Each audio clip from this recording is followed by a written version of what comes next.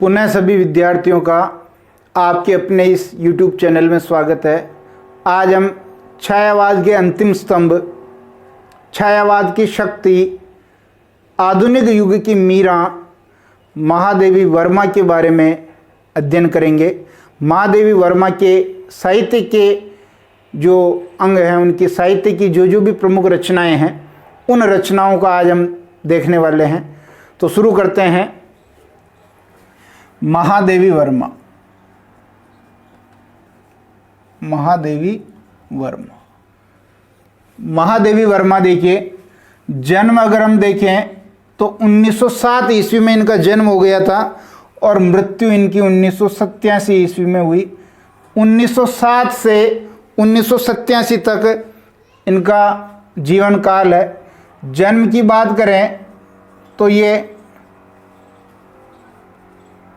Farrukhabad UP में इनका जन्म हुआ था।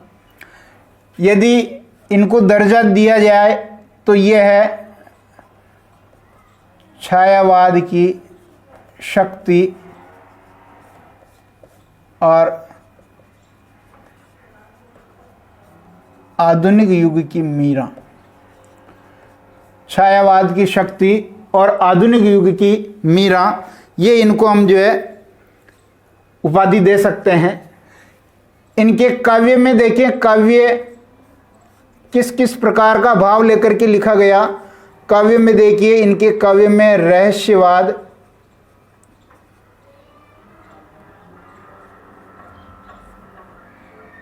रहस्यवाद इनके काव्य में है।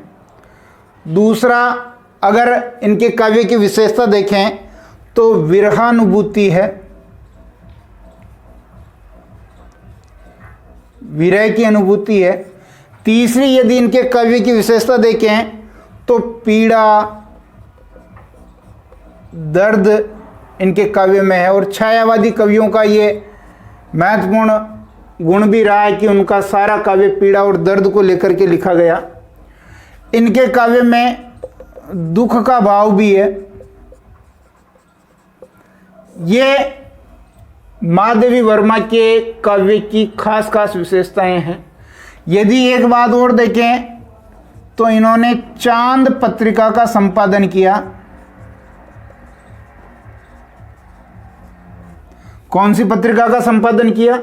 चांद पत्रिका का संपादन किया। छायावाद की शक्ति, आधुनिक युग की मीरा, जन्म फर्रुखाबाद यूपी में, रहस्यवाद है इनके काव्य में, विरहानुभूति है, पीड़ा है, दर्द है, दुख है, अज्ञात प्रियतम के प्रति। किसके प्रति? अज्ञात प्रियतम के प्रति। अब यहां अपने को थोड़ा ये देख लेना है कि महादेवी वर्मा की जो शादी है वो बचपन में हो गई थी, 9 वर्ष की उम्र में हो गई थी। लेकिन 9 वर्ष की उम्र में शादी होने के बाद ये कभी भी जो है, इन्होंने अपने उस बाल विवाह को स्वीकार नहीं किया। इनको एक बार ससुराल भेजा गया था, लेकिन वहाँ से जो है ये इतनी रोई, चिल्लाई, चीखी कि ससुराल वाले इनको जो है खुद वापस घर पर छोड़ गए।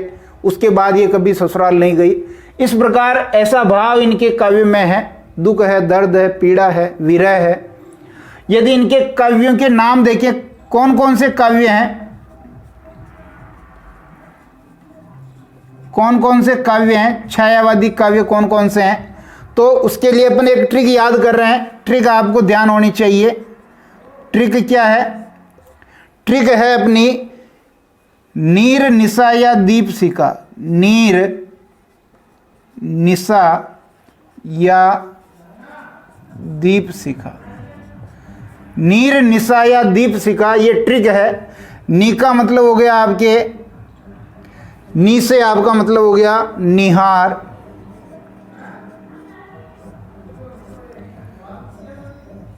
दो पे हो गया रश्मि।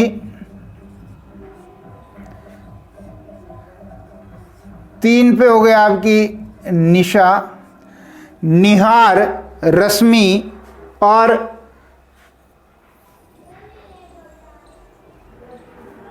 नीरजा। यहां अपन इसको छोटी लिख देंगे।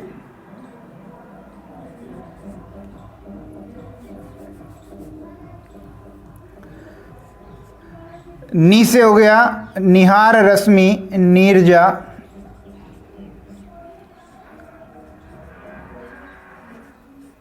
सांध्य गीत, यामा, दीपशिखा। 3 निर्जय है, 4 सांध्य गीत है, 5 यामा और 6 दीपशिखा। यह ट्रिक है। नीर, निशा या दीपशिखा, यहाँ ध्यान रखें निशा बड़ा है। नीर, निशा या दीपशिखा, निहार, रश्मि, निर्जय, सांध्य गीत, यामा और दीपशिखा। ये यामा जो है, ये यामा, इस यामा में इन सारी कविताओं का संकलन है। यानी ये 1 से 4 तक संकलन है। 1 से 4 तक का संकलन, यानी यामा में निहार है, रश्मि है, निर्जय है, सांध्य गीत है, इन चारों को मिलाकर के यामा बनाया गया। और दीपशिखा इनके बाद की रचना अलग है। तो ये इनका काव्य है। यामा पर इनको जो है ज्ञानपीठ पुरस्कार भी मिला था।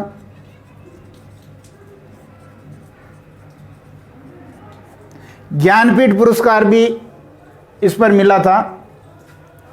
इनकी कुछ पंक्तियां आपको ध्यान है कि मधुर मधुर मेरे दीपक जल, प्रतिदिन प्रतिक्षण प्रतिपल, बीन भी हूं मैं, रागिनी भी हूं। ये महादेवी वर्मा का जो है भाव है, रहस्यवाद का भाव है।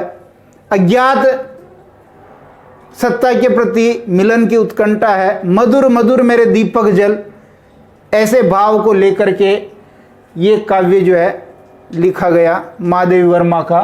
तो रचनाएं आप याद रखेंगे, नीर, निशा या दीपशिखा, निहार, रश्मि, निर्जा, सांध्य गीत, यामा, दीपशिखा है। और यामा जो है ये निहार, रश्मि, निर्जा और सांध्य गीत का संकलन है और इस पर ज्ञानपीठ पुरस्कार मिला था। ये महादेवी वर्मा के बारे में सामान्य जानकारी थी। महादेवी वर्मा का छायावादी साहित्य तो है ही है, गद्य साहित्य में भी बहुत बड़ा इनका योगदान है। रेखा चित्र और संस्मरण जब भी आप नाम लेंगे, सबसे पहले दिमाग में आने वाला नाम है महादेवी वर्मा का। महादेवी वर्मा ने अनेक रेखा चित्र और संस्मरण लिखे हैं। उनका अध्ययन हम गद्य साहित्य के अंतर्गत करेंगे। फिलहाल छायावादी काव्य के अंतर्गत मूल जो रचनाएं हैं वो ये है। इस प्रकार हमने छायावादी काव्य को आधार बना करके जो 4 स्तंभ हमने पढ़े हैं, जिसमें प्रसाद, पंत, निराला और महादेवी वर्मा, इन चारों की कुछ रचनाएं आपको याद होनी चाहिए। हो सकता है 12वीं बोर्ड में ऐसा प्रश्न आ जाए कि प्रमुख छायावादी कवियों का काव्य परिचय लिखिए, तो हमें जयशंकर प्रसाद की कुछ रचनाएं याद होनी चाहिए, झरना, आंसू, लहर, कामायनी। ऐसे पंत की काव्य यात्रा के जो 4 सोपान थे वो अपने को याद होना चाहिए, उच्छ्वास, वीणा, गुंजन, पल्लव। इसी प्रकार निराला का यदि पूछे तो निराला जी के बारे में अभी हमने पढ़ लिया कि निराला का जो काव्य है वो उसमें आना चाहिए, जिसमें जैसे तुलसीदास है,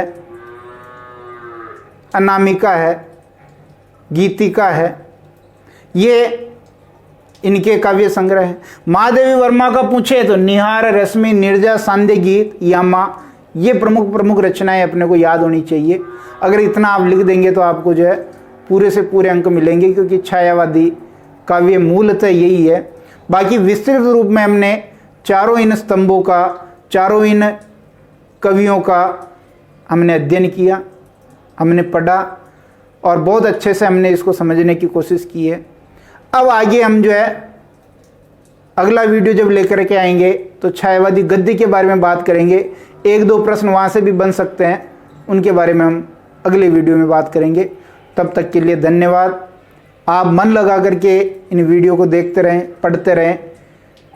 आगे हम और भी वीडियो लेकर के आएंगे। पुनः धन्यवाद।